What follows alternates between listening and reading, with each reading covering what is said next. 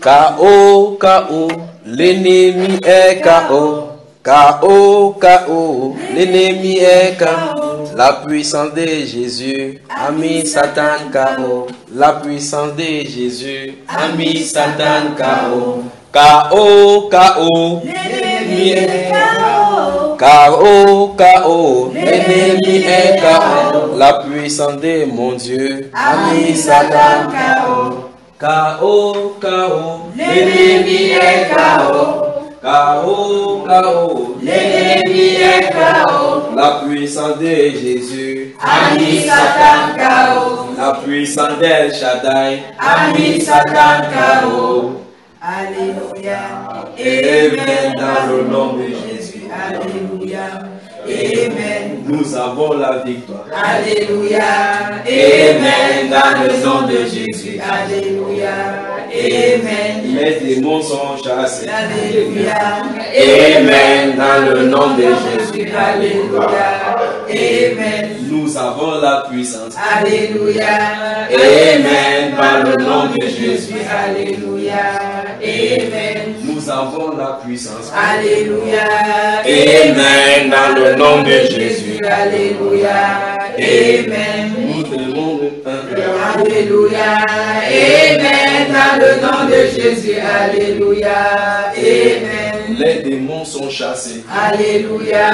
Amen dans le nom de Jésus. Alléluia.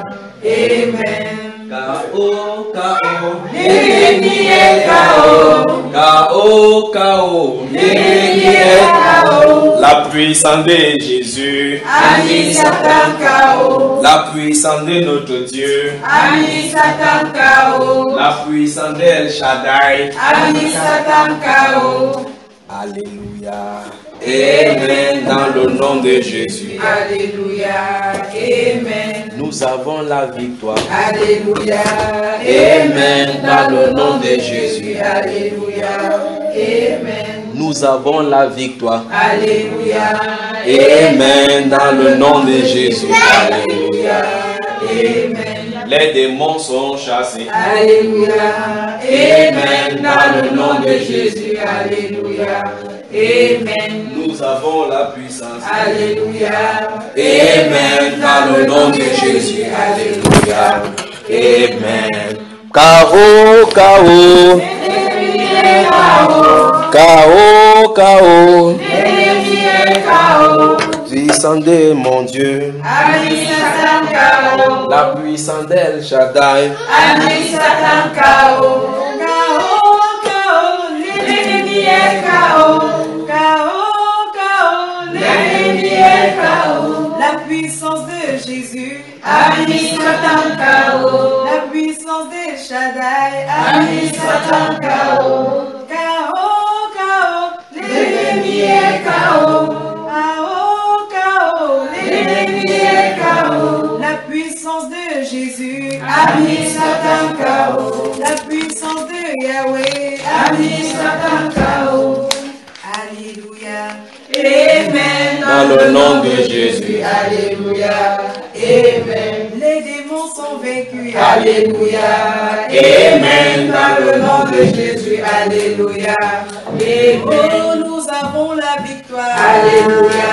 Amen dans le nom de Jésus. Alléluia.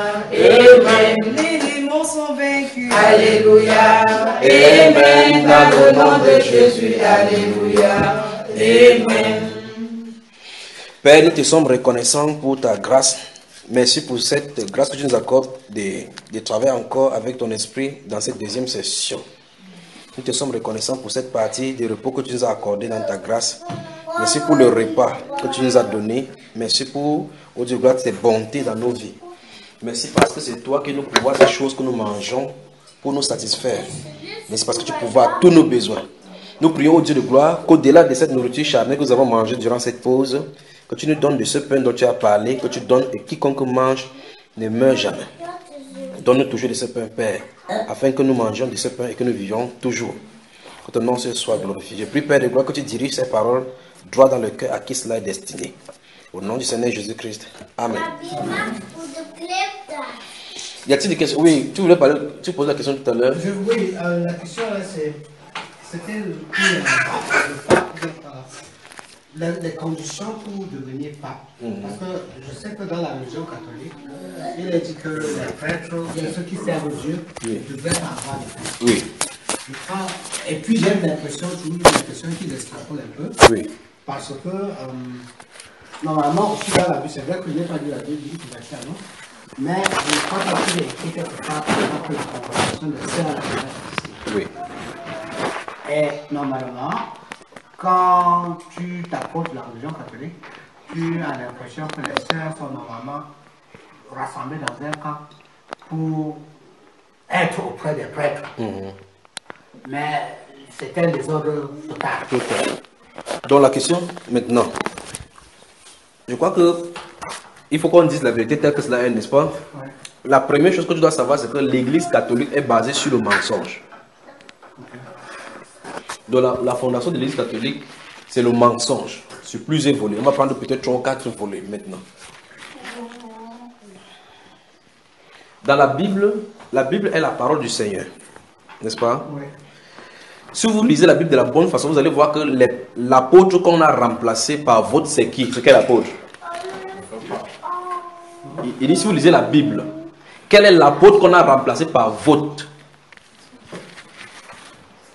C'est pas si on comprend.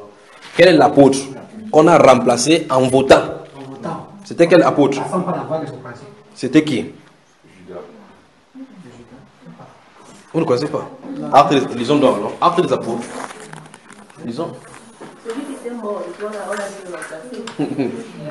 Laissez-moi poser la question. Quel est l'apôtre qu'on a remplacé par votre? C'est ça, il faut que la Bible nous réponde, n'est-ce pas? C'est sur cette base donc que la papauté est basée. Enfin, on essaie de prendre la Bible parce que les gens ne lisent pas pour essayer de tromper les gens. Donc j'ai déclaré que la papauté, le système catholique est basé sur le mensonge. C'est ça qu'on va voir maintenant. D'accord? Donc on va lire 2 passages de la Bible. On va lire Actes des apôtres chapitre 1. Puis on va lire Luc, le chapitre 5. D'accord? Et on va voir quelque chose. Actes des apôtres chapitre 1. Avant de continuer notre deuxième session sur l'épreuve de l'amour. Prouvons l'amour. C'est ça, non? Que Dieu vous bénisse.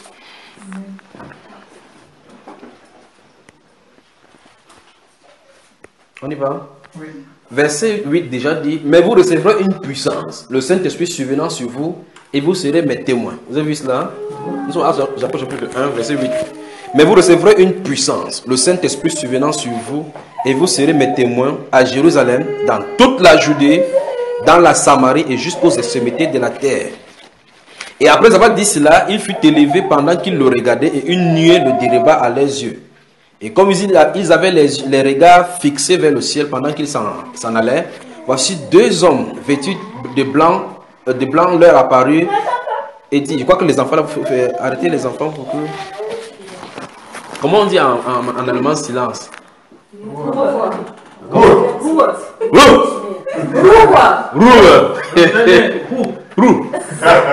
vous savez, c'est violent ça maintenant. Et dit, verset 11, il dit, hommes galiléens, pourquoi vous arrêtez-vous à regarder au ciel? Ce Jésus qui a été enlevé du ciel, au ciel du milieu de vous, reviendra de la même manière que vous l'avez vu allant au ciel. Maintenant, écoutez bien, verset 12. Alors, il retournait à Jérusalem. Souvenez-vous, Jésus avait 12 disciples principaux, n'est-ce pas? Parmi les 12 disciples, l'un l'a trahi. Donc ici, ils sont 11. Maintenant, on dit, alors, ils retournaient à Jérusalem de la montagne appelée des Oliviers, qui est près de Jérusalem, à la distance d'un chemin de sabbat. Quand il fut arrivé, il montait dans la chambre haute où il se tenait d'ordinaire.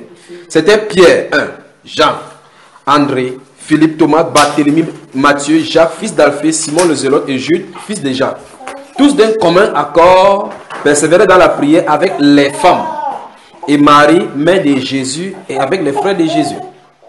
En ces jours-là, Pierre, vous avez vu le premier? Pierre se leva au milieu des frères. Le nombre de personnes réunies était environ 120 et il dit, hommes, frères, il fallait que s'accomplisse ce que le Saint-Esprit dans l'Écriture a annoncé d'avance par la bouche de David au sujet de Judas. Vous avez vu? Qui a été le guide de ceux qui ont saisi Jésus. Il était compté parmi nous et il n'avait pas au même ministère. Cet homme, ayant acquis un champ avec le salaire du crime, est tombé, s'est rompu par le milieu du corps et toutes ses entrailles se sont répandues. La chose a été si connue de tous les habitants de Jérusalem que ce chant a été appelé dans leur langue Adekama, Akeldama, c'est-à-dire chant du sang. Maintenant, or, il est écrit dans le livre des psaumes que sa demeure devient déserte et que personne ne l'habite et qu'un autre prenne sa charge. Vous avez vu cela? Maintenant, il faut donc que parmi ceux qui nous ont accompagnés tout le temps que le Seigneur Jésus a vécu avec nous, depuis le baptême de Jean jusqu'au jour où il a été enlevé du milieu de nous, il y ait un qui nous soit associé comme témoin de sa résurrection. Il en présentait deux, Joseph appelé Bassaba, surnommé Justus, et Matthias. Puis il fit cette prière: Seigneur, toi qui connais les cœurs, les enfants bavards, de tous, désigne lequel de ces deux tu as choisi afin qu'il ait part à ce ministère et à cet apostolat que Judas a abandonné pour aller en son lieu. Il tirait au sort et le sort tomba sur Matthias qui fut associé aux 11. Vous avez vu ça? Alors je pose ma question que j'ai posée au début. Quel est l'apôtre qui a été remplacé par tirage au sort? Quel est l'apôtre qui a été remplacé? Pas que qui a remplacé. Quel est l'apôtre qui a été remplacé par tirage au sort? Judas. Quel Judas? Donc les papes sont les représentants de Judas Iscariote. Voilà ce que la Bible dit d'eux. Les enfants bavards. Donc les papes, tous les papes sont les successeurs de Judas Iscariote.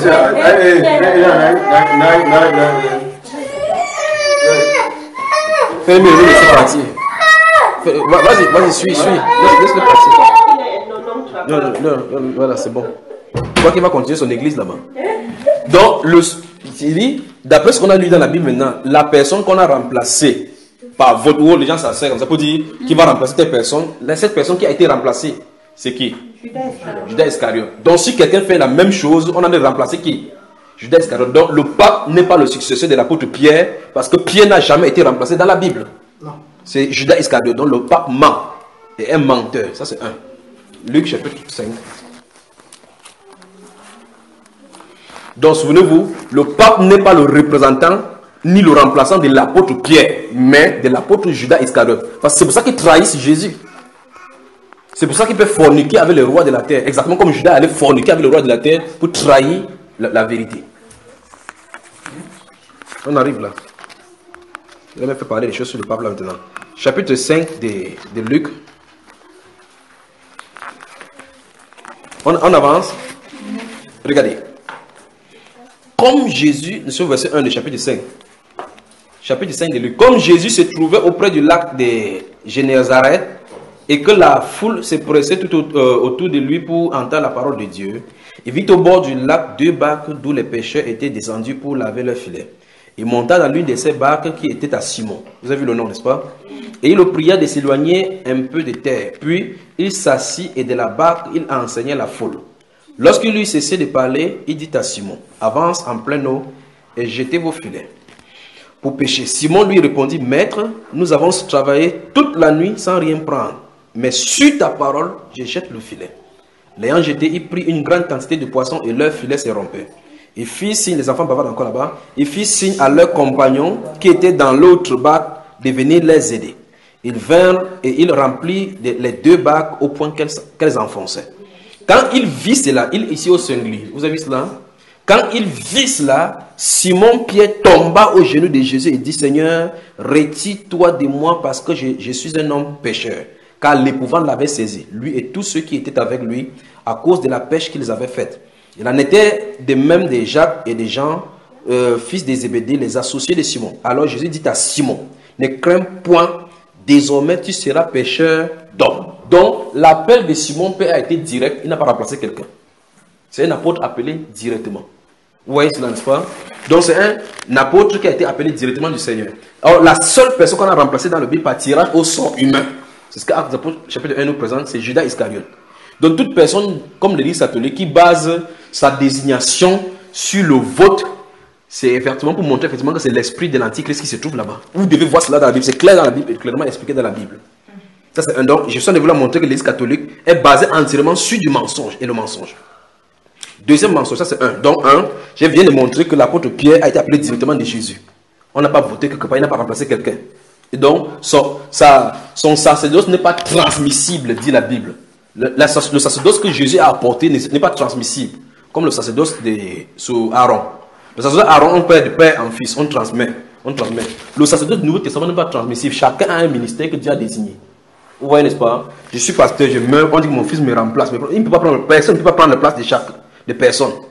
C'est pas ce que c'est. Dans le corps de Christ, on ne prend pas la place de quelqu'un.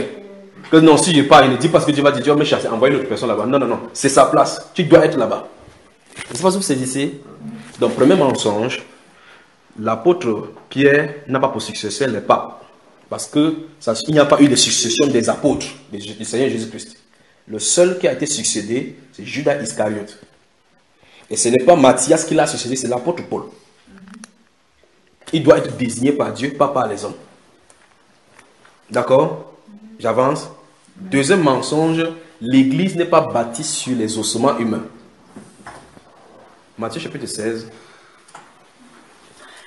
Donc je vais répondre à ces questions-ci bien, et puis on va passer dans la deuxième partie. Matthieu chapitre 16. Matthieu le chapitre 16. Dans ce Matthieu chapitre 16, Matthieu chapitre 16, je peux y aller. Aidez quelqu'un à ouvrir la Bible, parce que ce n'est pas le sujet comme ça, on a le temps de bien travailler.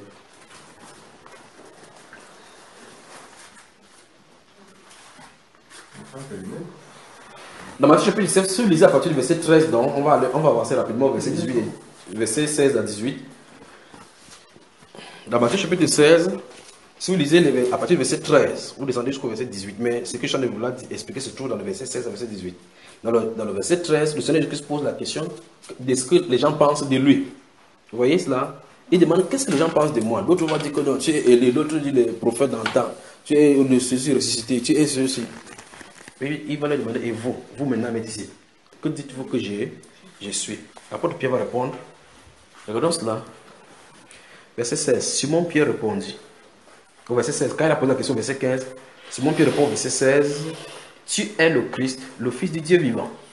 Je veux que vous voyez l'implication. Il a posé la question, il y a plusieurs disciples qui posent la question, que dites-vous que je suis? On dit Simon Pierre répondit, tu es le Christ, le Fils du Dieu vivant. Maintenant, le Seigneur Jésus rétorque au verset 17, il dit, Jésus reprenant la parole lui dit, tu es heureux, Simon, fils de Jonas, car ce ne sont pas la chair et le sang qui t'ont révélé cela. Vous voyez ce que Jésus venait de dire? Il dit, ce ne sont pas la chair et le sang qui t'ont révélé cela. C'est-à-dire que ce n'est pas par des écoles humaines que tu l'as reçu. Ce n'est pas de père en fils qu'on t'a transmis cette connaissance que tu viens de l'avoir. Il dit, mais c'est le Père Céleste qui te l'a révélé. Vous voyez, n'est-ce pas? Donc, ce qu'il a connu et qu'il vient de dire de sa bouche là, il n'a appris nulle part. La preuve, on venait le pécher tout à l'heure derrière le bac. Donc, il n'a pas le temps pour aller étudier tout cela. Enfin, les caïfs et autres ne connaissent même pas cela. Parce qu'on dit de Jésus qu'il était un démoniaque. Il travaille avec Bézébé. N'est-ce pas, frère? Donc, il dit, il n'a pas appris ça dans une école humaine. Il n'a pas reçu cette connaissance-ci quelque part. Il dit, ce ne sont pas la chair et le sang qui te l'ont révélé. Mais cette femme-ci, là maintenant, comme ça, tu commences à dormir avant ton mari. Et là, quand tu as mal à la nuit, les yeux se ferment. Je suis en solide. On va dire tout à l'heure, la vérité dit voilà la personne qui est solide. On avance. Que Dieu vous bénisse. Alors, lorsque l'apôtre Pierre répond ainsi, je veux que vous compreniez beaucoup de choses. Jésus dit que l'apôtre Pierre n'a pas appris ça dans une école. Ce n'est pas l'humain qui lui a révélé que Christ, celui qui a de parler là, il est le Christ, le Fils du Dieu vivant. Jésus dit, pour pouvoir prononcer même que Christ est le Fils du Dieu vivant, dans la vérité, il faut que ça te soit révélé. Amen. Vous voyez cela, n'est-ce pas? Maintenant, il continue, il dit, verset 18, et moi, je t'ai dit que tu es pierre et que sur cette pierre, je bâtirai mon église et que les portes de Hadès, les portes du séjour des mondes ne prévaudront point contre elle. Voici donc le verset dont l'Église catholique se base pour dire que Jésus a donné la pierre à, comme se dit là, il dit je donne les clés de ce que tu ouvres là. C'est pour ça que vous voyez le drapeau du pape, il y a deux clés au-dessus comme ça là. Maintenant regardez, il vous a dit que c'est le tissu des mensonges. Regardez. Vous y êtes. Il veut que vous compreniez quelque chose, regardez. Et moi, verset 18, et moi je te dis que tu es Pierre. Vous savez comment le premier Pierre est écrit? Le premier Pierre est le nom. Le deuxième n'est pas un nom. regardez, et moi je t'ai dit que tu es Pierre, et que sur cette pierre, je bâtirai mon église, et que les portes du séjour du monde n'éprouveront point contre elle. Je te donnerai les clés du royaume des cieux. Ce que tu liras sur la terre sera lié aux cieux. Sur le drapeau de l'Église catholique du Vatican, il y en a combien de clés? On a dit combien ici? Ça veut dire deux? Plusieurs portes. Plusieurs.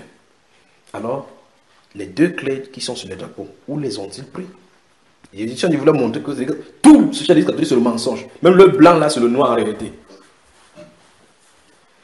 Jésus dit, je te donnerai les clés du royaume des cieux.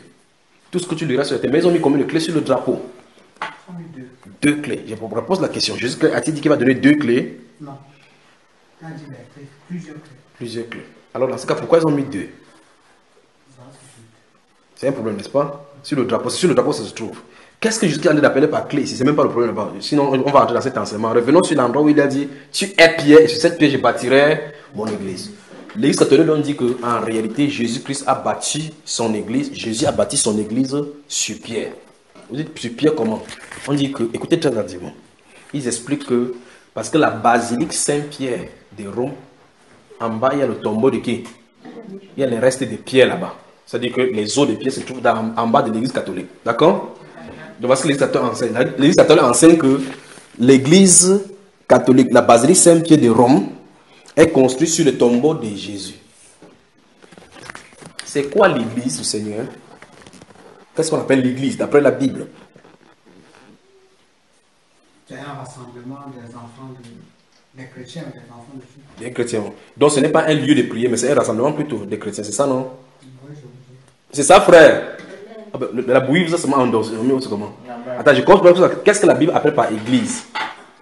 C'est sur ça. Il veut vous montrer que l'Église catholique a toujours menti. Mais le problème, c'est que les gens ne comprennent pas qu'il ment.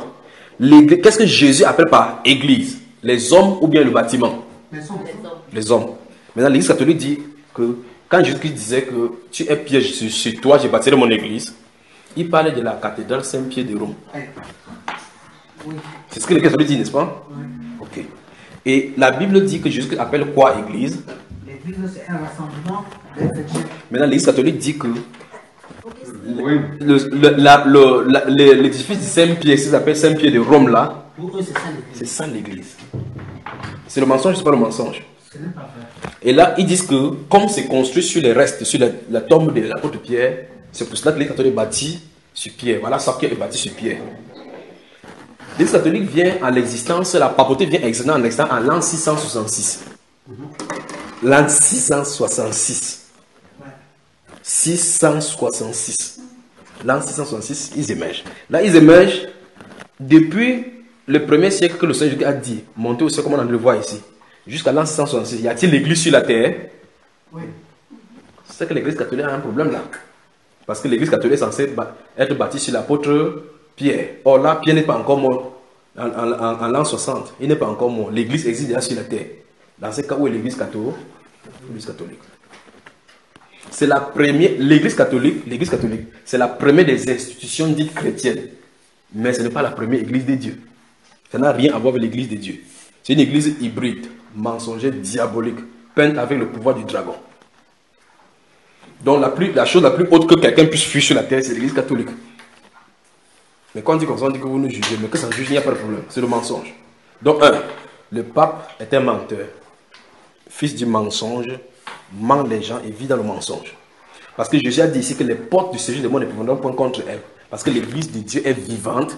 Ils disent que l'église de Dieu s'est bâtie par les pierres humaines, les papins, qui par un tremblement de terre peut être cassé. Pas vrai? En plus de ça, il s'est bâti sur un tombeau, sur les restes des êtres vivants.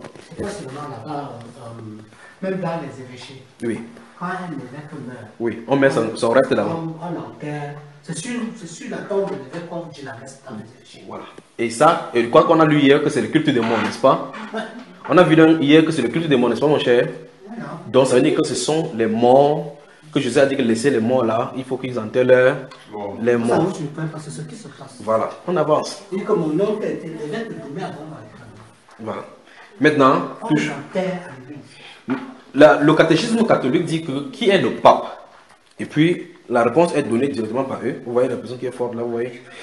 Qui est l'évêque de Rome? Et on dit que qui est le pape? On dit que le pape, la regression ne changera rien, c'est à l'intérieur que ça se passe. Non, lorsqu'il change comme ça, ça va aller. Ça va. On va voir tout à l'heure encore. L'évêque de Rome, ils disent que le pape est l'évêque de Rome et il est successeur de l'apôtre Pierre. C'est ce qu'ils définissent comme le pape. Maintenant, regardez bien. Ils disent que le pape est l'évêque de Rome. La Bible ne donne pas un évêque pour une ville. Non, c'est vrai. La Bible parle des évêques d'une église. Oui. Ce sont des évêques. Donc il n'y a pas d'évêque au singulier. Or maintenant, si vous regardez bien, d'après l'architecture de l'Église catholique, les cardinaux qui votent le pape sont au même grade que lui. Ils sont tous les évêques. Ils sont tous... les cardinaux sont les évêques et les archevêques. Ils sont éligibles et électeurs du pape. Du pape, voilà. Donc à la base, le pape était un évêque. Oui. On est d'accord? Et le pape est un évêque. Deuxième mensonge, troisième mensonge, quatrième, je ne sais pas à quel niveau je me trouve maintenant. Il ne se trouve pas d'archevêque dans la Bible. Oui. Donc si quelqu'un est un archevêque, c'est un fils du diable. Oui, je crois que le truc de l'archevêque, c'est un autre truc qu'ils ont fait effectivement pour essayer de... Tu vois quand même, quand tu l'expliques, tu vois quand même beaucoup de différences. Elle dit qu'à un moment donné, un problème de pouvoir, c'est le pouvoir qui s'installe. Wow. À un moment donné, il faut dire que le pouvoir à tel niveau, il faut essayer maintenant de le partager d'une manière ou d'une autre. C'est un partage de pouvoir. On dit que, ok, le secteur peut-être qui est en Afrique centrale, il leur faut un responsable des évêques qui est là-bas. Un chef. Un chef pour ces évêques-là, c'est celui-là qu'on va appeler archevêque. Oui, chef des évêques. Oui. C'est bon, laisse-moi maintenant continuer. Mais quand ils vont voter le pape, Oui. l'archevêque-là perd ses fonctions. Oui. Quand ils sont tous au Vatican, tous les papes sont électeurs et éligibles du pape. Oui. Alors maintenant, la Bible ne parle pas d'archevêque, il n'y a pas de chef des évêques. Ça se trouve nulle part. Maintenant, les pentecôtistes ont copié cela, ils ont dit maintenant archbishop. Il ne veut pas dire comme les catholiques, pour qu'on comprenne que archevêque. Quand vous dites évêque et bishop, c'est le même mot. Quand vous dites aussi bishop, vous entendez dire un ancien. Vous voyez, n'est-ce pas? Mais les pentecôtistes ont les tournures. Mais les tournures vont finir par leur... C'est un peu comme ceux qui disent protestants. Vous voyez, ceux qui disent que nous sommes des églises évangéliques, nous sommes les protestants, ils récitent le même credo que les catholiques récitent. Mais quand ils arrivent là, on dit que je crois à la Sainte Église catholique. Ils disent non, ils disent je crois à la Sainte Église universelle. Vous définissez l'église catholique, ça veut dire quoi? Universel. Donc ils sont dans l'église catholique. Ils cherchent des synonymes pour ne pas dire catholique pour que ça soit vulgaire, mais ils disent universel. Parce que l'église catholique veut dire église universelle. C'est-à-dire, si tu es bouddhiste, tu entres là-bas, ça ne te dérange pas. Tu es musulman, tu entres là-bas, tu vas trouver le chapelet des musulmans là-bas. Tu regardes, tu peux voir la statue de Bouddha là-bas. Vous pouvez appeler Marie Bouddha, n'importe quoi, ça ne dérange personne. Tu es franc-maçon, tu entres là-bas, donc ils prennent tout le monde. L'église, ce n'est Jésus qui ne prend pas tout le monde. C'est l'ensemble de tous ceux qui sont sanctifiés. Pour que tu sois dans le corps du Seigneur Jésus-Christ, tu dois être sanctifié. Voilà la condition. Vous comprenez ce que je veux dire, n'est-ce pas? L'église de Dieu ne prend pas tout le monde. Nous avons tous été baptisés dans un seul corps pour former dans un seul esprit pour former un seul corps, soit juif, soit grec. Donc ça ne prend pas tout le monde. L'église catholique, où tu peux aller là-bas. Puis en fait, les gens vont par naissance. Comme mon père était catholique, mon grand frère était archevêque, je suis cousin de pape. Par conséquent, je suis catholique. Je vais mourir catholique. Ma place est là-bas, mon lieu d'enterrement chez les catholiques. Donc ils sont catholiques. Chez Dieu, ce n'est pas comme ça. Vous devez naître de nouveau. C'est la condition pour y entrer. Vous devez naître de nouveau. Donc il n'y a pas d'archevêque dans la Bible. Dieu ne prévoit pas cela. Et archevêque, ça veut dire chef des évêques. Arche veut dire chef des évêques. La plus haute classe dans la Bible, la plus haute fonction dans la Bible, dans l'Église du Nouveau Testament, ce sont les évêques. On appelle les anciens, c'est la plus haute. Il n'y a pas plus haute que cela. Donc, une église locale est dirigée, la plus haute autorité, ce sont les anciens. Maintenant, s'il n'y a pas un chef parmi les anciens, vous comprenez ce que je dis, n'est-ce pas? Ces évêques-là ont des principes qui gouvernent leur ministère. 1 Timothée, allons-y rapidement, là, je finis avec le catholique. Il ne s'agit pas de sujet de catholique, là, il s'agit de l'amour. Nous devons prouver notre amour. Ils ont déjà prouvé leur bêtité et leur mensonge, leur hérésie. 1 Timothée, que Dieu vous bénisse. Tout à l'heure, quand on mangeait, c'était convivial. Et que Dieu bénisse la maison pour cet accueil également. Ou bien ça bouillit, donne seulement le sommeil, ou c'est le sommeil qui est venu, ou bien les gens sont venus Mais ça me surprend que vous préparez la bouillie et les beignets ici en Allemagne comme ça. Et c'est plus beau, et c'est même plus bon que ce qu'il y a à Douala. C'est le frère Etienne et la sœur Jackie qui met les gens trop à l'aise. Donc c'est le fait qu'on soit trop à l'aise. Vous voyez pourquoi j'aime quand on prêche étant à jeune, n'est-ce pas? Quand on prêche étant à jeune, même si tu es n'importe comment, on sait que si tu fermes les yeux, le soleil ne va pas venir de façon profonde. Le fait que tu aies faim, tu es toujours éveillé. Et encore, on a fait le BH. Voilà. Et c'est... Laisse mon frère s'exprimer. Laisse mon frère s'exprimer. Oui. 1 Timothée chapitre 3. Vous y êtes? Donc, je vais vous dire, au nom du Seigneur Jésus-Christ, si vous avez des frères, des sœurs, des pères et des mères qui sont dans l'Église catholique, pleurez pour eux. Parce qu'ils se trouvent dans la plus grande secte que le monde ait jamais connue. Pourquoi les sorciers sont là-bas? Oui, les sorciers sont là-bas. En fait, le catholicisme, c'est la plus haute statue de la magie. La plus haute statue. C'est pour ça qu'ils peuvent porter les trucs de pentacle sur eux pour aller faire les délivrances. Un prêtre catholique ne viendra pas faire la délivrance, ou c'est ce qu'on appelle l'exorcisme sans ces attributs-là. Parce que ce sont les attributs de protection. Quand on joue au foot, Oui. si vous avez un préparateur, c'est-à-dire le maître de l'équipe, Oui. qui est un prêtre, Oui. vous allez vous lancer. Pourquoi? C'est pour montrer combien de fois la magie est effectivement dedans. Mais toi, tu étais servant de messe. J'étais servant de messe. Et je connais. Tu connais l'endroit où on garde l'hostie. Pendant longtemps, c'est l'évêque de Yaoundé qui était le magicien du canon. Magicien du Cameroun. Du canon. Gardons la loi. On continue l'histoire. C'est lui qui préparait le 1 Timothée chapitre 3. Vous y êtes? Oui. Regardez verset 1 de 1 Timothée chapitre 3. Cette parole est certaine. Si quelqu'un aspire à la charge d'évêque, il désire une œuvre excellente. Il faut donc que l'évêque soit un. Comment? 2. Non marié. On dit quoi? Donc il faut qu'un évêque soit comment? Combien de femmes? Donc ça veut dire qu'ils sont disqualifiés. L'Église catholique est disqualifiée parce qu'ils n'ont pas d'évêque qui respecte ces conditions. Vous voyez celui qui est fort la deuxième fois? Vous avez vu celui qui est fort? Vous voyez celui qui est fort la deuxième fois, n'est-ce pas? Là, il est parti même depuis. Non, il a changé seulement de position. Oui. Et il faut donc que l'évêque soit irréprochable, mari d'une seule femme, écoutez bien, sobre, modéré, réglé dans sa conduite, hospitalier, propre à l'enseignement. Il faut qu'il ne soit ni adonné au vin, ni violent, mais indulgent, pacifique, désintéressé.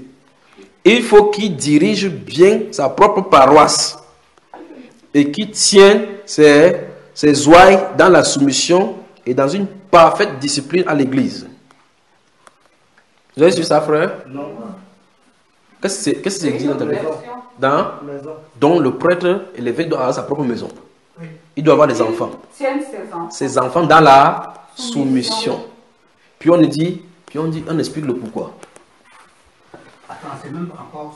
Comment je note ça? C'est quel verset? C'est intéressant. Oui, c'est intéressant. Tout Verset 5.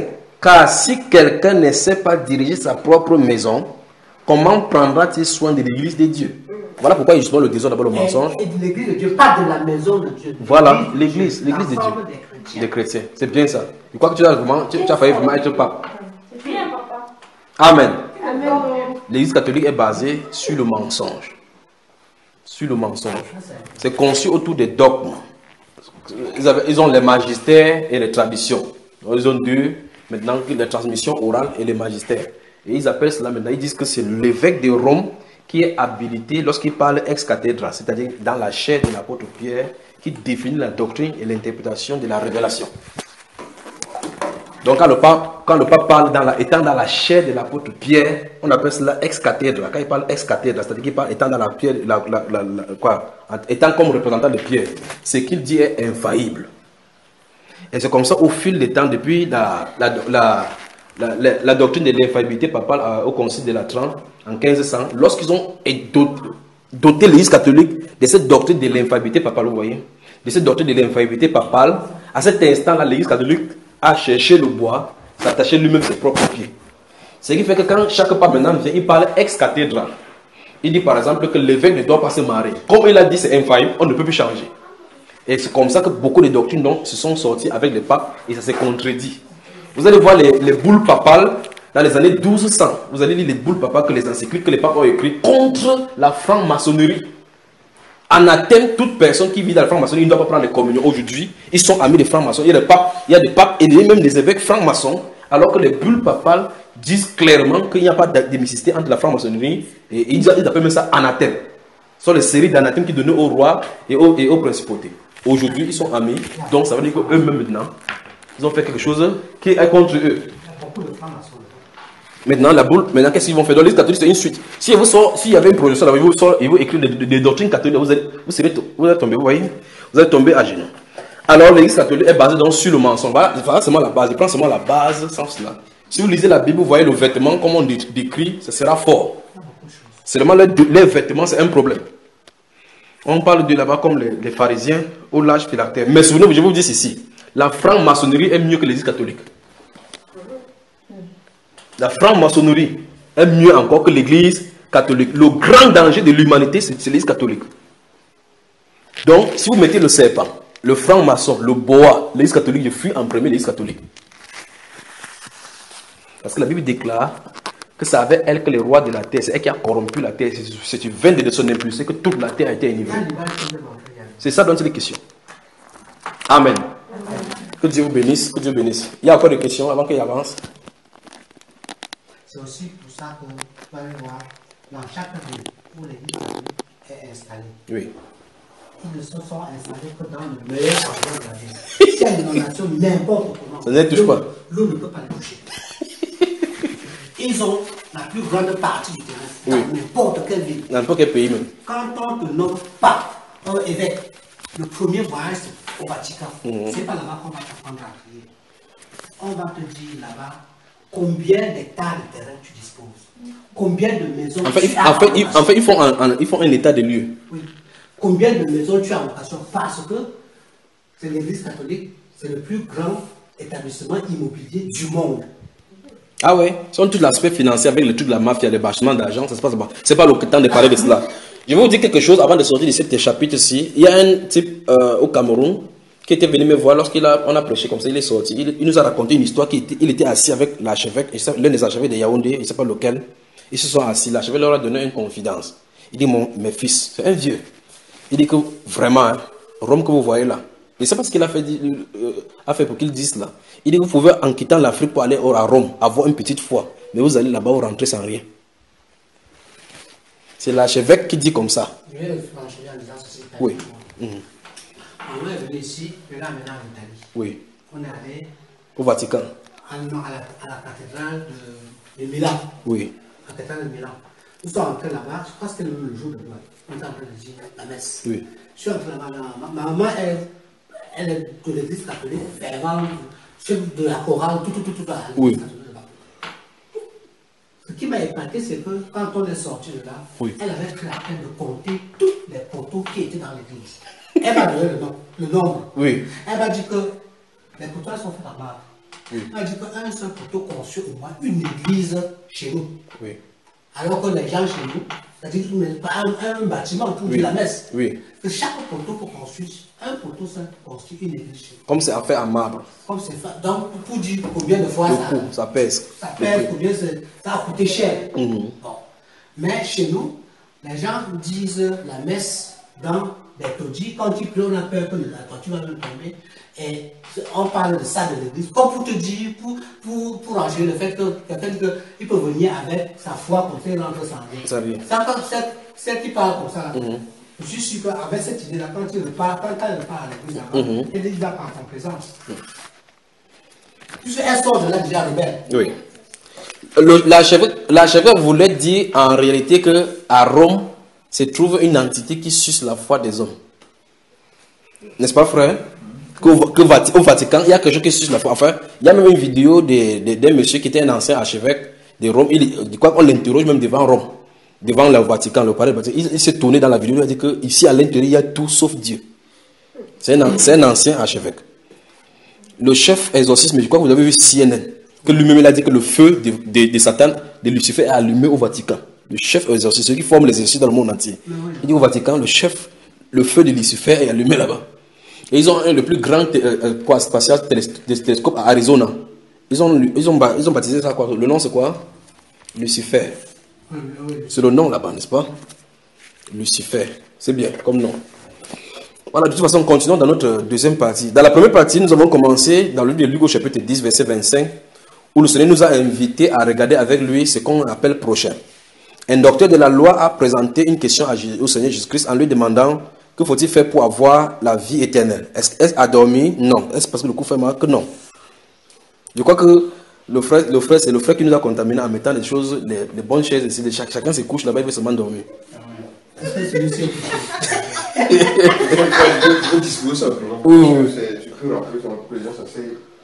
Oui. Parce qu'ils sont confortablement assis là.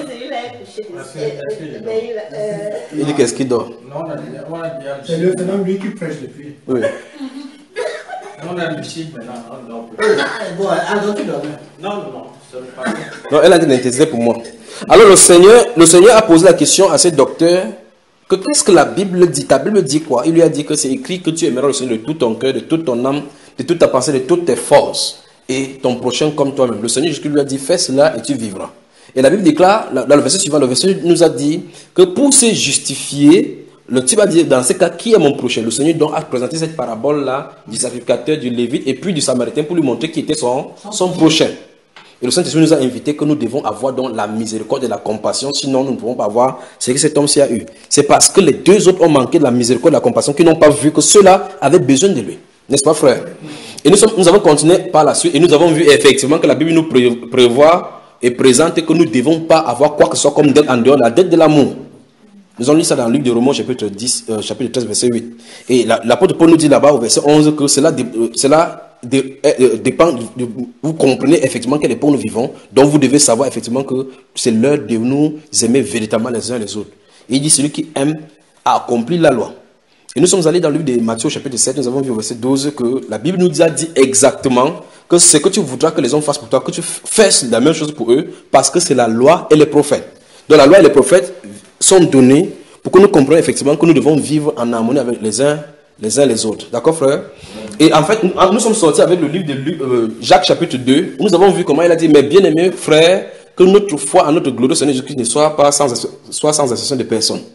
Et il a donné cet exemple où, si tu vois quelqu'un qui est nu et ayant dans les besoins, tu lui dis que va, alléluia, Dieu te bénisse. Il dit comment l'amour de Dieu demeure en toi. Comment est-ce que ta foi peut te sauver? Comment pouvez-vous dire tes choses? Amen. Amen. Et le Seigneur nous a montré effectivement que dans le livre de Matthieu, chapitre 24, versets 12, 13 et 14, il avait prophétisé que la période où il y a beaucoup de faux prophètes sur la terre pour séduire les gens, l'amour du plus grand nombre va se refroidir à cause de l'iniquité. Vous voyez ça, frère? Vous voyez? Vous voyez? Non, ça va, frère, ça. Je crois que c'est sa meilleure position là maintenant.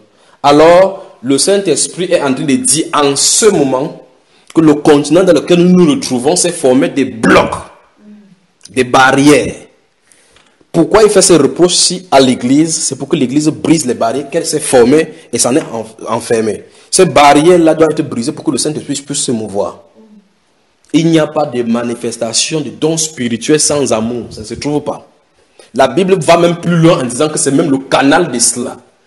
Je vais vous montrer une voie par excellence. Si j'ai le don de prophétie, la science de tous les mystères, la connaissance de n'importe quoi, si je n'ai pas amour, je suis un cymbale qui retentit, un tonneau vide. Vous voyez? Il dit que je vais vous montrer une voie par excellence pour le don spirituel.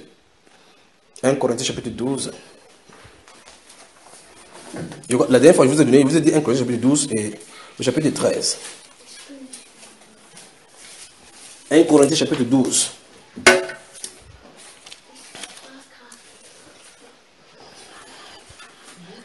Et là, dans la première partie, je vous ai donné également 1 Timothée chapitre 6 et Hébreux chapitre 6, n'est-ce pas? Je vous ai cité également le cas de ce monsieur qui était riche dans Hébreux chapitre 12 et il avait dit que les biens de sa terre avaient bien produit. 1 Corinthiens chapitre 12.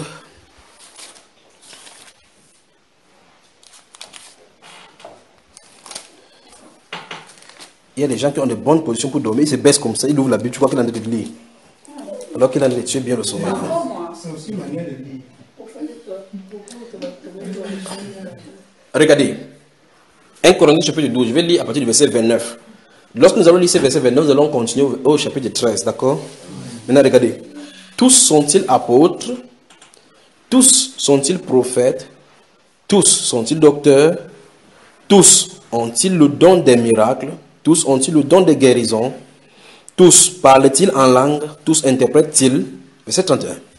Aspirez aux dons les meilleurs, et je vais encore vous montrer une voie par excellence. Qu'est-ce que l'apôtre Paul a dit? Vous aspirez au don spirituel? Vous aspirez au don spirituel? Attends, il dit, vous aspirez au don spirituel, non? Vous disiez que le Saint-Esprit se manifeste, non? Il dit, je vous montre le canal. La voie pour l'obtenir. Regardez bien. Je vais vous montrer une voie par excellence. Quand on dit la voie par excellence, ça veut dire que c'est la meilleure voie. Aspirer au don spirituel. Je vais encore vous montrer une voie par excellence. Quand ton téléphone s'est cassé, tu vas savoir que tu dormais, mon frère. Et regardez bien, verset 31. Regardez verset 31. Aspirez aux dons les meilleurs. Et je vais encore vous montrer une voie par excellence. Une voie par excellence pour faire quoi, frère? Pour avoir les dons les meilleurs que vous voulez. Si vous voulez vous excuser, il n'y a pas de don spirituel sans amour. Vous ne pouvez pas. Dieu ne donnera pas le don de guérison à quelqu'un qui n'a pas compassion. Il ne donnera pas. C'est qu'il va dire que toi, tu m'avais mal. Quand tu m'avais mal parlé de mon nom, que ta maladie, ça reste sur toi. Ça ne peut pas marcher comme ça. Dieu donne parce qu'il a donné, tu commences à exercer, à avoir la compassion, tu commences à sentir ce que Dieu ressent. Parce qu'en réalité, le don spirituel, en réalité, c'est quoi? C'est faire ressentir le ciel sur la terre, étendre les grâces, les dons du ciel sur la terre. Et dans le ciel, il n'y a pas de rancune. Dans le ciel, il n'y a pas que tu m'avais fait telle chose. Non, il ne te donne pas mon don. Si vous faites ça sur la terre, quand vous allez le retrouver là-bas, on va chanter. Tu vas voir quelqu'un dans les rangs chanter que même toi ici, tu chantes chez Dieu ici. Non, le Dieu lui-même est injuste. Il n'y a pas de désordre comme ça au ciel. C'est pour cela qu'on dit tout don excellent, tout don parfait vient du Père des Lumières. Vous comprenez? Un don excellent, le don parfait, ça vient de là-bas. Maintenant, regardez. Chapitre 13. Écoutez. Chapitre 12 commence par, je vais vous montrer une voie par excellence. Chapitre 13 maintenant. Quand je parlerai les langues des hommes et des anges, si on avait le temps, on parlerait de ces histoires de parler en langue là. Si je n'ai pas la charité, je suis un airain qui résonne ou une cymbale qui retentit.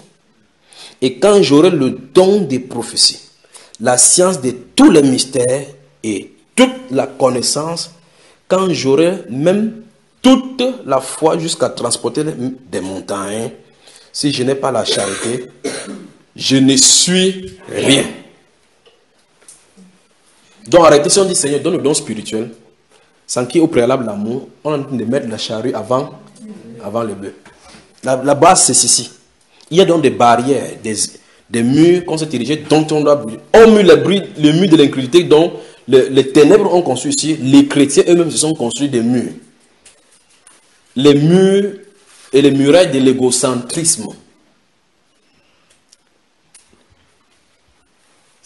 On n'est pas sensible aux souffrances des autres. En fait, remarquez, je dis, prenez seulement votre Bible, vous lisez la façon que les premiers chrétiens finissaient leur foi et observez comment ils vivaient. Observez les écrits des apôtres. Vous voyez comment les chrétiens vivaient, les salutations dès le départ, les instructions des Bibles. Regardez comment ils vivaient.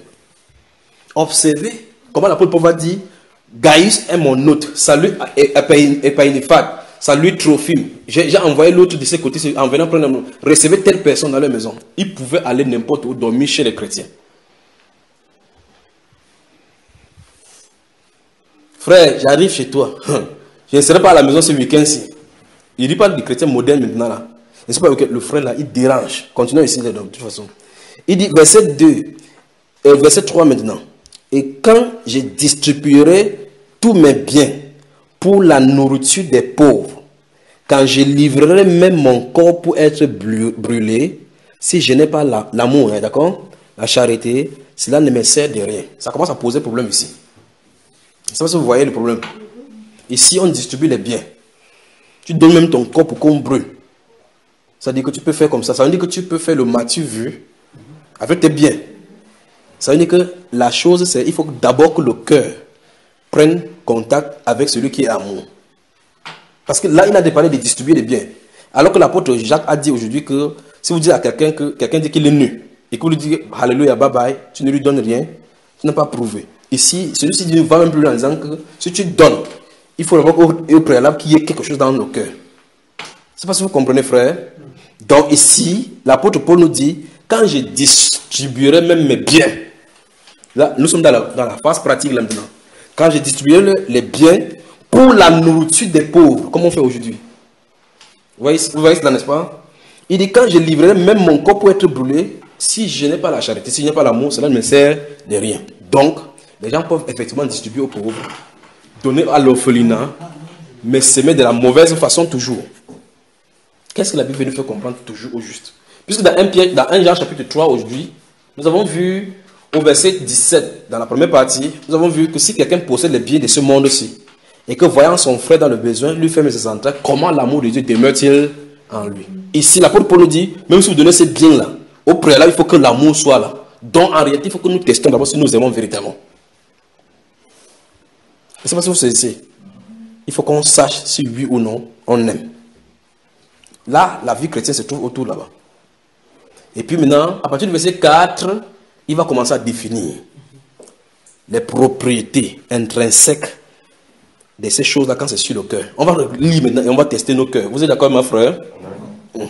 Verset 4. La charité est patiente. Vous avez vu ça? Donc si vous avez amour en vous, c'est comment? Ok. Il est plein de bonté. L'amour n'est point envieux. L'amour ne se vante point. L'amour ne s'enfle point d'orgueil. L'amour ne fait rien de malhonnête. L'amour ne cherche point son intérêt. Il ne s'irrite point. Il ne soupçonne point le mal. Et il ne se réjouit point de l'injustice, mais il se réjouit de la vérité. Verset 7, écoutez.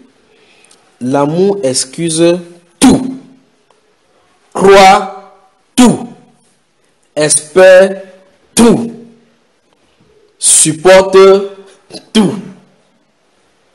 L'amour ne périt jamais. Parce qu'en réalité, Dieu est amour, pas vrai? Oui. Maintenant, écoutez. Les prophéties prendront fin. Les langues cesseront. La connaissance disparaîtra. Vous y êtes? Oui. Car nous connaissons en partie et nous prophétisons en partie. On y va? Oui. Mais quand ce qui est parfait sera venu, ce qui est partiel disparaîtra. Puis au verset 13, maintenant donc, ces trois choses demeurent. 1. La foi, l'espérance et l'amour, dont la charité. Mais la plus grande de ces trois, c'est quoi, frère? C'est la charité. Donc, l'amour, la foi, l'espérance. Si on avait le temps, c'est parce que vous êtes fatigué. On pouvait aller dans la Bible, vous allez voir que chaque église locale de la Bible qui a grandi en maturité spirituelle était caractérisée par ces trois-ci. Chaque église locale. Partout où la puissance du Saint-Esprit s'est développée, s'est manifestée puissamment, il y avait ces trois-ci parmi. Prenez l'église des Thessaloniciens, c'est l'un des modèles exemplaires. Prenez, vous allez voir cela. Maintenant, regardez attentivement. On dit la plus grande, c'est la charité. Comment vous pouvez savoir que vous aimez Dieu donc? Comment? La Bible déclare dans 1 Jean chapitre 4 que nous savons que nous aimons Dieu lorsque nous aimons ceux qui sont nés de lui. Sinon, comment peux-tu dire que tu aimes Dieu que tu ne vois pas alors que tu n'aimes pas celui que tu vois devant toi déjà? Je ne sais pas si vous êtes ici. Il faut qu'on prouve notre amour. 1 Corinthiens, 1 Timothée chapitre 6, le verset 17. Vous êtes tous fatigués. Je crois que vraiment le haricot, le beignet ont vraiment assommé. Tout le monde est contaminé maintenant.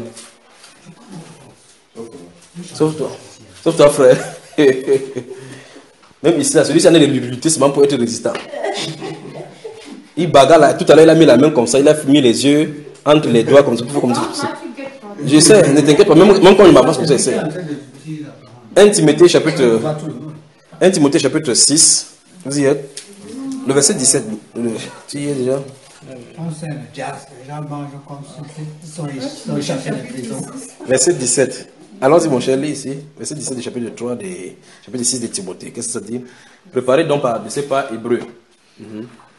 Recommande aux riches du présent siècle de ne pas être orgueilleux Oui. et de ne pas mettre leur espérance dans la richesse incertaine, Oui.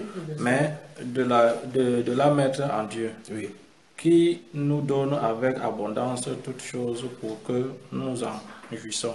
Voilà. Donc Dieu dit qu'on recommande aujourd'hui de ce présent siècle qu'ils ne soient pas orgueilleux. Qu'ils ne voient pas leur richesse comme s'ils ont réussi, comme s'ils sont arrivés. Mais qu'ils mettent leur espérance en Dieu. Qu'ils comprennent que Dieu leur donne ces richesses pour qu'ils soient riches plutôt dans les bonnes œuvres. Vous voyez cela? C'est la recommandation de la Bible. Maintenant, finissons. Je crois que je vais vous laisser vraiment. Finissons. J'aurais souhaité que nous continuions jusqu'à un point. Finissons avec Hébreux chapitre 6. Alors, souvenez-vous, tu aimeras ton prochain comme toi-même, vous devez y réfléchir. Parce que aimer ton prochain comme toi-même, c'est un grand morceau. Si tu aimes ton prochain vraiment comme toi-même, tu ne peux pas le laisser dehors. Tu aimes ton prochain comme toi-même, tu ne peux pas avoir quelque chose, les comptes en banque fournis, et lui, il est dans le besoin. Tu sais qu'il est dans le besoin. Tu ne peux pas. La Bible déclare, tu veux être riche seul. Voilà. On y va. J'ai dit quel livre là déjà? Hébreux chapitre 6. Est-ce qu'on peut lire ici le verset 10, mon cher? 10 et 11. Hébreux 6. Car Dieu n'est pas injuste pour oublier votre travail et l'amour que vous avez montré pour son nom. Stoppons d'abord là-bas.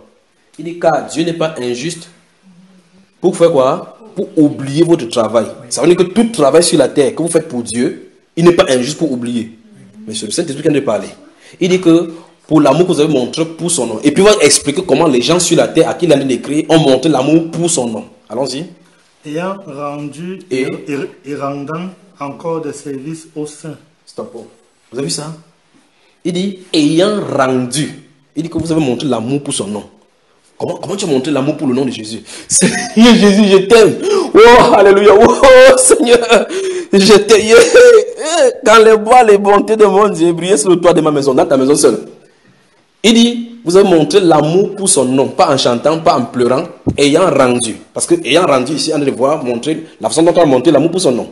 Il dit, ayant rendu et rendant encore. Donc c'est un travail qui est continuel. Ayant rendu et rendant encore le service au saint. Donc, servir un chrétien, c'est servir le Seigneur Jésus. En fait, c'est ce qu'il avait dit dans Matthieu chapitre 20. Il a dit, voici comment ceux qu'on appelle les grands au milieu de vous, que celui qui est grand soit votre serviteur. Et il avait dit, quiconque vous donnera ne serait-ce que un verre d'eau parce que vous êtes mes disciples, il ne perdra point sa récompense. Voilà ce que le Saint-Esprit a développé là maintenant. Maintenant, dans le livre de Matthieu, au chapitre 25, je vais justement citer maintenant. Si vous lisez à partir du verset 30 jusqu'au verset 45, vous allez remarquer deux groupes là-bas à qui le Seigneur Jésus va parler. Il dit que lorsque le roi va venir dans son règne et qu'il va s'asseoir sur le trône de sa gloire, il va mettre les boucs à gauche et les brebis à droite. Il va se tourner vers les boucs. Il dit que, vers les brebis, il dit, vous, entrez dans le royaume de votre Père éternel qui a été préparé pour vous. Il dit, parce que j'ai eu faim, vous m'avez donné à manger. J'avais soif, vous avez donné à boire. J'étais nu, vous m'avez vêtu. J'étais en prison, vous m'avez visité. J'étais à l'hôpital, vous m'avez rendu visite. Il dit clairement que ça va surprendre même ceux qui ont fait cela. Il dit, mais l'autre moment, ils vont lui dire, quand avons-nous vu nu? Il s'attend à ce que Jésus leur montre que sur la terre, il était là. Quand avons-nous vu nu et avons-nous vêtu à l'hôpital, avons-nous rendu malade, ainsi de suite, ainsi de suite. Il dit qu'en vérité, toutes les fois que vous avez fait ça à l'un de ces petits qui croient en moi, c'est à moi que vous avez fait. Rater Jésus, rater un chrétien, manquer de faire du bien à un chrétien, d'exercer la miséricorde à un chrétien, c'est rater le Seigneur Jésus, qu'est-ce que tu adores avec la bouche. Vous savez, n'est-ce pas? Donc si un chrétien, voici un chrétien, si le chrétien, c'est un membre du corps de Christ. Vous voyez, n'est-ce pas? Le peuple dit chrétien, c'est un peuple d'amour. Donc, ça veut dire que s'il n'y avait pas la terminologie chrétien, on devait dire, vous êtes de quel groupe? Du groupe de l'amour. On respire l'amour normalement. On vit l'amour parce que notre Dieu est amour. Celui qui est en nous est amour. D'accord, frère? Nous sommes d'accord, n'est-ce pas? Il dit, souvenez-vous de ceci. Chaque fois que vous allez rater de faire quelque chose à un chrétien, c'est à Jésus que vous avez raté de le faire. Chaque chose que vous allez faire contre un chrétien, c'est au Seigneur Jésus que vous avez fait, n'est-ce pas? Finissons alors maintenant. Jean chapitre 13. L'autre sœur dit dans son cœur maintenant que tu as déjà dit qu'on finissait. Mon frère, même ma soeur. Jean chapitre 13.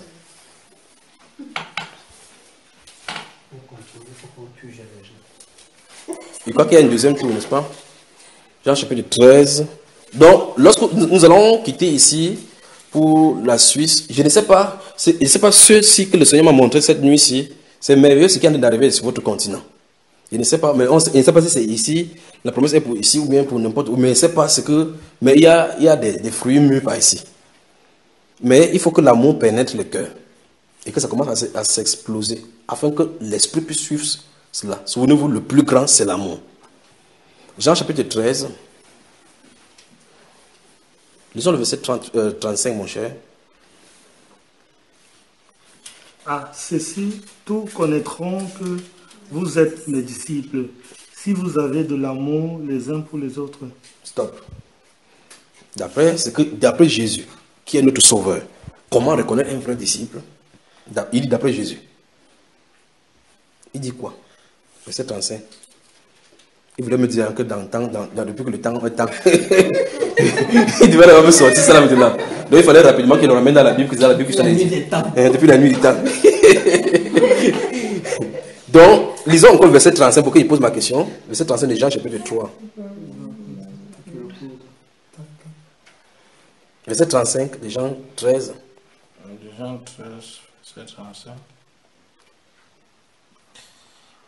À ceci, tous connaîtront que vous êtes mes disciples. Oui. Si vous avez de l'amour les uns pour les autres. Donc, quelle est la marque déposée des disciples du Seigneur Jésus? C'est l'amour. C'est l'amour. Bon, maintenant, je suis chrétien, tu es le chrétien. Mais tu es chrétien, reste dans ton côté. Je suis chrétien, reste de mon côté. Tu es chrétien, reste dans ton côté. C'est l'amour, ça, frère? C'est l'amour? Vous me dites, c'est l'amour, ça? Tu dois prendre encore quelqu'un dans le doigt, veut dire quelque chose. Oui. Dis l'amour. Lis. N'éloigne pas. L'amour. La Bible l'appelle le lien de la perfection. Donc l'amour ne divise pas. L'amour ne s'éloigne pas les uns les autres. C'est quand vous aimez quelqu'un, vraiment, vous savez, à un moment donné, vous ne savez pas où l'amour habite dans votre cœur. Quand vous aimez vraiment quelqu'un, vous aimerez, c'est comme quand vous serrez votre personne, vous aimez même une maman qui aime un enfant. Quand vous voyez, quand elle le met sur la poitrine, vous ressentez quelque chose là. N'est-ce pas? Parce que vous cherchez le trou de l'amour, là où l'amour habite. Vous serrez, vous aimez que la personne ne vous quitte pas. Mais vous dites que je t'aime. Il dit moi non plus. Je t'aime, moi non plus. Comment ça peut se faire au milieu chrétien? Mais le Seigneur Jésus dit ici, à ceci. Si on voit cet amour, on reconnaîtra que vous êtes mes disciples. Donc, la marque déposée des disciples du Seigneur Jésus, c'est l'amour. Ce n'est pas le fait qu'il lit la Bible beaucoup, ni le fait qu'il prie, ni le fait qu'il jeûne. Non, il a dit c'est l'amour. Parce que l'apôtre nous a montré clairement que tu peux avoir n'importe quelle connaissance, n'importe quoi. Si tu n'as pas l'amour, tu as raté dès la base. Continuons, verset 36, et on va finir verset 37. Qu'est-ce que ça dit? Même les gens ne lisent pas à haute voix. Tout à l'heure, quand il y avait le commentaire et la nourriture, on parlait, on entendait même en haut, là, même hors du mur. C'est ça, et en parlant. On lit ici, verset 36, frère. Verset 36, Simon-Pierre lui dit, Seigneur, où vas-tu? Jésus répondit, là où je vais, tu ne peux pas maintenant me suivre, mais tu me suivras plus tard. Seigneur, lui dit Pierre, pourquoi ne puis-je pas te suivre maintenant? Je donnerai ma vie pour toi. Jésus répondit, tu donneras ta vie pour moi. En vérité, je te le dis, le coq ne chantera point que tu n'aies régné 3 fois. Vous entendez ça? Ouais. Chapitre 15. On finit la vraie. Même ma Flavie dit mère. Chapitre 15. Verset 13, qu'est-ce que ça dit? Chapitre 15, verset 13. Il n'y a pas de plus grand amour que de donner sa vie pour ses amis. Okay. Il n'y a pas de plus grand amour que de donner sa vie pour ses amis. Est-ce que nous nous aimons les uns les autres en tant que nous chrétiens aujourd'hui?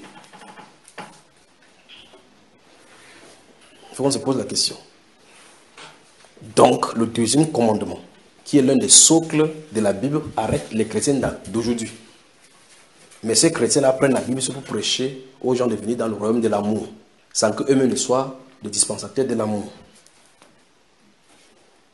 Vous voyez cela, n'est-ce pas? Écoutez donc ceci. Pour que l'esprit se manifeste, il faut l'amour. En fait, c'est la voie par excellence. Il faut l'amour. Vous devez vérifier sur votre cœur si vous aimez vraiment le Seigneur Jésus.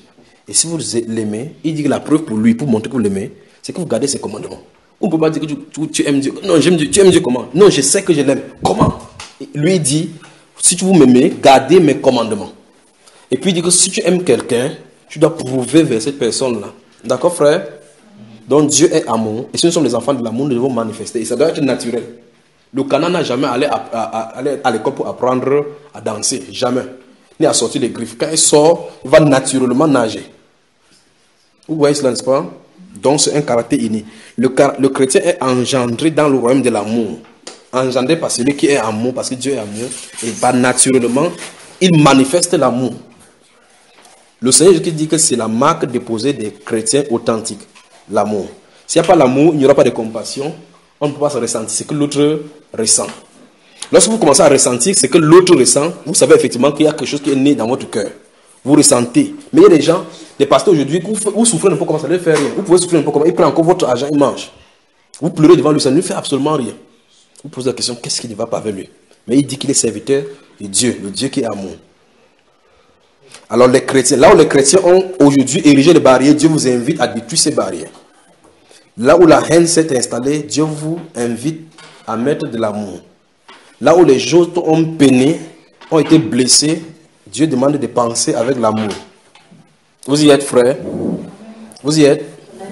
Dans la première partie, je vous ai donné le psaume 41, les versets 1 à 4. Dans ce psaume, vous remarquerez que le psalmiste dit que heureux celui qui s'intéresse aux pauvres. Lorsque tu t'intéresses déjà aux pauvres, la Bible déclare que même ta guérison vient à partir de là. Même la protection contre les sorciers et l'ennemi est donnée à cause du fait que tu t'intéresses aux pauvres. C'est ce qui est écrit. Heureux celui qui s'intéresse aux pauvres. C'est plein dans la Bible. Dans les murs de ces choses doivent nous quitter. Vous suivez, frère? Vous suivez, n'est-ce pas? Nos cœurs doivent s'ouvrir pour ne pas soupçonner le mal chez les autres. C'est pour ça que le Seigneur Jésus a dit dans ce livre de Luc au chapitre 6 que si quelqu'un dit que fait un mal, fais-en deux. Vous voyez, n'est-ce pas? Prêtez sans espérer en retour. Ne résistez pas. Vous dites non, non, non, ils m'ont trop dessus. J'ai ouvert mon cœur aux chrétiens, les chrétiens m'ont trop dessus. Ne faites pas cela, ne fermez pas votre cœur. Ne faites pas cela. La Bible déclare dans Galates au chapitre 6, il dit qu'on continue toujours à s'aimer parce qu'on va moissonner au temps convenable à condition qu'on ne se lasse pas de s'aimer. D'accord, frère? Donc méditons sur notre cœur. Méditons dans notre cœur pour demander véritablement, pour qu'on se demande si nous nous aimons vraiment les uns les autres. Les uns les autres, c'est au milieu de nous déjà. On ne parle pas encore de prochain. On ne parle pas encore de quelqu'un que tu dis, ah, moi je suis chrétien, lui il est musulman. C'est son problème là-bas. C'est un autre point de manger, parce que c'est ton prochain. Si il peut être en contradiction avec toi vis-à-vis de leur position musulmane, il n'a pas fait quoi que ce soit pour mériter cela. Toi, tu n'as pas mérité pour être chrétien. Il est né dans l'intérieur, ils ont des principes. Si Dieu lui accorde la grâce, il va changer. Mais pour ce qui est de l'amour, tu dois l'aimer. On se comprend, hein? Pour ce qui est de l'amour, tu dois l'aimer. Qu'il soit musulman, bouddhiste, n'importe quoi, tu dois l'aimer en tant qu'être humain. Parce que le commandement de Dieu te dit cela. Grave encore au milieu de nous chrétiens, nous devons encore nous aimer les uns les autres. Vous devez prouver l'amour. Vous devez prouver l'amour. Nous devons prouver l'amour. Il faut que cette mur-ci soit brisée. Il faut que chacun de nous reste dans son coin et se pose la question, véritablement, est-ce que j'aime vraiment les chrétiens? Souvenez-vous, si vous n'aimez pas les chrétiens, vous n'aimez pas le Seigneur Jésus. Et par conséquent, vous n'accomplissez pas la loi royale. Bonne soirée.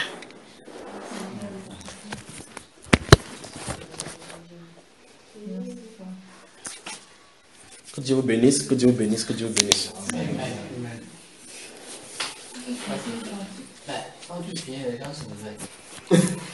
Donc on peut continuer alors.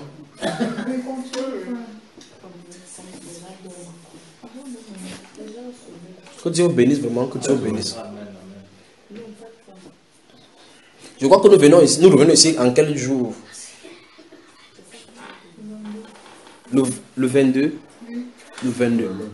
Et j'espère au moins ici, vous connaissez ce qu'on appelle le jeûne. Vous savez jeûner, n'est-ce pas? Il ne sait pas si vous savez jeûner. Donc quand on va venir la prochaine fois, s'il vous plaît, ne préparez pas la nourriture que vous avez préparée là. On reste dans le jeûne. Ne pensez pas couper, on reste dans le jeûne. Pourquoi on parle de jeûne, on parle d'aller couper? Pourquoi Moi, je ne peux pas comprendre le jeûne. Mais je peux pas comprendre. Ou dire à quelqu'un qu'il faut faire tes choses, est-ce que tu sais que la chair est faible? Pourquoi vous regardez toujours le mauvais côté? On reste dans le jeûne. Restons dans le jeûne. Laissez-vous disposer par le Saint-Esprit. Jeûnez comme vous pouvez jeûner, d'accord? On reste dans le jeûne. Restez dans le jeûne. Demandez au Seigneur de faire quelque chose. Ce jour-là ou bien... Dans la période là. Dans la période, quand on sera tout le monde jeûne.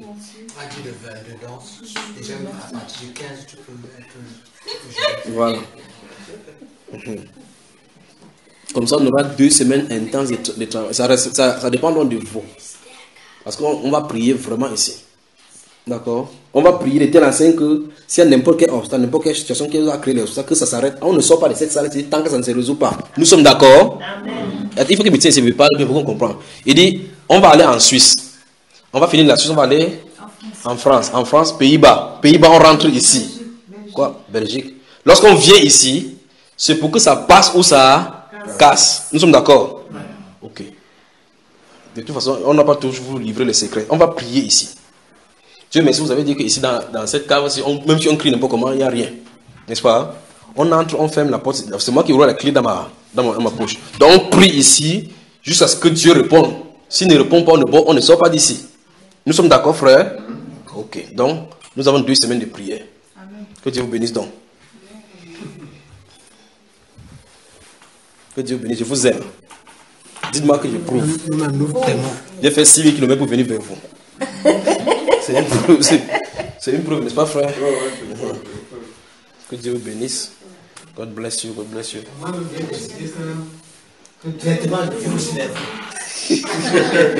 Dieu te bénisse, d'accord? Dieu te bénisse. C'est pour ça que quand tu prends le bon pour rentrer, nous on n'a pas ça. Voilà.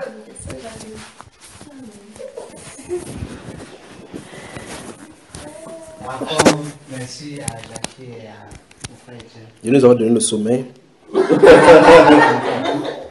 a mis les gens à l'aise.